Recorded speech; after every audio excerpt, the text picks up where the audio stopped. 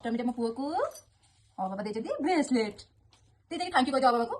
ଏଇଠି ନମ କରିଦିଅ କହିବନି। ହଉ ଆମ ଚାଲ ବ୍ରେସଲେଟ୍ ପିନ୍ଧା। ଏ ମୋ ଗୁଗୁକୁ ବାବା ବ୍ରେସଲେଟ୍ ଦେଇଛନ୍ତି, ମୋ ଗୁଗୁ ହାତକୁ ତ ହଉନି। କ'ଣ ହବ? ଇଲୋ ମା ବାପା ଆମ ପୁଅ ହାତକୁ ହଉନି, ଗଳି ପଡୁଛି।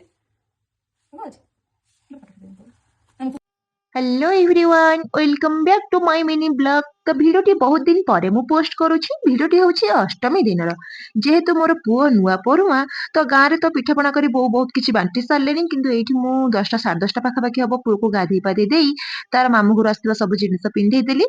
तो बापा आमे काश्मीर आसवा बेलू बापा आम हाथ सब पुओर सज दे देथिले। ताको अष्टमी गिफ्ट बापा मोर देथिले सुनार ब्रेसलेट। तो एठी मु सासुमा पठेइथिले हळदी पत्र। तो हळदी पत्र पिठापणा सब करी पुओ पूजापूजी कर नहीं जाइथिली मंदिर। तो ए मंदिर रे ब्राह्मण कहीं नाहंती, एठी निजे फूल आउ पानी निजे को ही चढ़ेबाकू पड़े। तो जेहेतु ठाकुर दर्शन करबार थिला तो मु पुओ को नेकी ठाकुर दर्शन करई आनली। तापर आमे मा पुओ बाहरी आसिलु। तो बाहर आसला तो बाबा एठी ताको कहउचंदी कि बाबा ये वृषभ को नमस्कार कर दे।